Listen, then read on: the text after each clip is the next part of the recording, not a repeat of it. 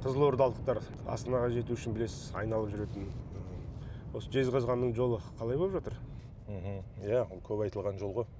Көп айтылған жол. Негізінен былай картаға мұқият қарасақ, мысалы оңтүстіктің өзінен, Шымкенттің өзінен, Түркістанның өзінен Астанаға келу үшін Қызылордамен айналып келсек, мына қазір Жамбыл облысымен айналып келгеннен гөрі біраз жақын болады.